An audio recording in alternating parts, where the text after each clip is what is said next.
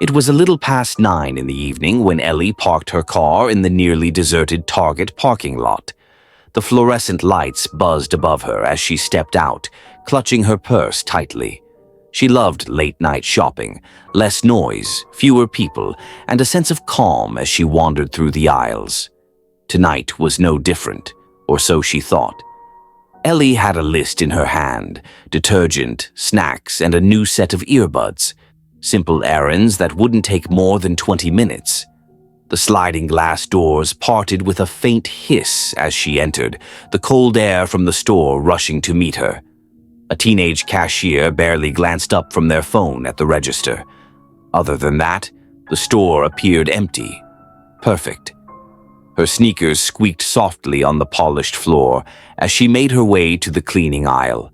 The overhead music, a faint and cheerful tune, played just loud enough to fill the silence. The smell of fresh detergent lingered in the air, and she took a moment to scan the shelves, her fingers brushing against the boxes as she searched for her usual brand. Everything seemed perfectly normal, yet Ellie couldn't shake the feeling that she wasn't alone. She turned her head quickly, but the aisle was empty. Just rows of neatly stacked products. Her reflection stared back at her from the shiny tiles, the harsh store lights giving her skin a pale glow. She shook her head, laughing softly to herself. Maybe she was just tired. Work had been stressful, and her mind was probably playing tricks on her. Ellie grabbed the detergent and turned toward the snack aisle, her shoes echoing in the stillness of the store. The feeling crept back, stronger this time, like a pair of eyes boring into the back of her head. She slowed her steps, her pulse quickening, and glanced over her shoulder. Still nothing. The emptiness of the store now felt oppressive, the silence too heavy, the fluorescent lights casting unnatural shadows on the gleaming floors. At the end of the aisle, a shadow moved. Ellie froze, her breath catching in her throat. It was quick, almost imperceptible, but she knew she had seen something, a flicker of movement at the edge of her vision. "Hello?" she called, her voice breaking the stillness.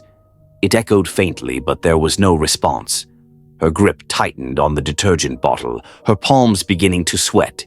She walked faster now, almost rushing to grab her snacks before heading to electronics.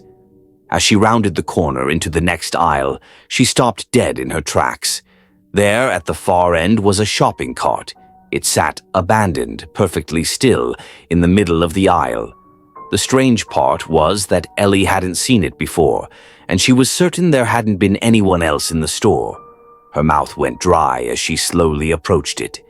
The cart was empty except for a single item: a doll. Its plastic face was cracked, one eye slightly sunken into its head, and its tiny dress was smeared with what looked like dirt or something darker. She stared at it, her pulse pounding in her ears. A chill ran down her spine. The air felt heavier now, colder, and the lights above seemed to dim ever so slightly. Ellie took a step back, her mind racing.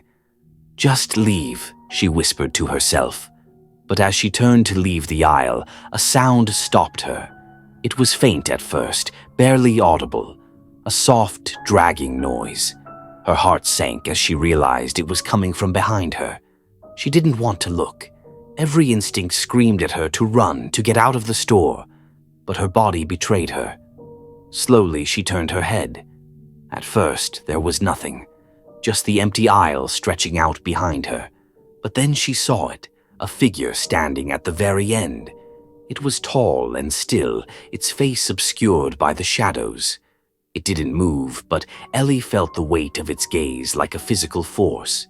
Her breathing became ragged as she backed away, her footsteps slow and deliberate. The dragging noise began again, louder this time, closer. The figure didn't walk, it glided, its movements unnaturally smooth.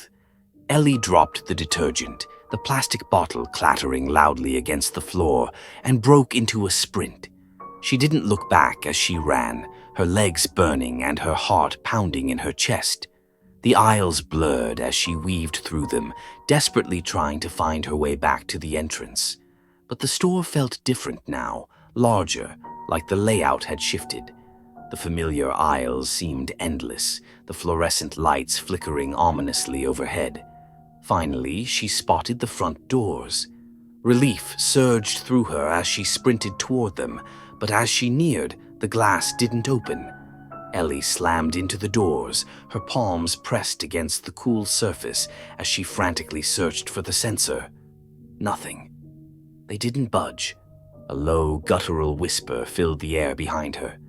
"Why are you leaving?" Ellie froze, tears streaming down her face as she slowly turned. The figure was closer now, its distorted face just barely visible in the flickering light. Its mouth twisted into a grotesque grin, sharp teeth glinting in the dim light. It reached out a hand, long fingers stretching toward her. And then, the lights went out. The store plunged into darkness, and Ellie's scream was swallowed by the void.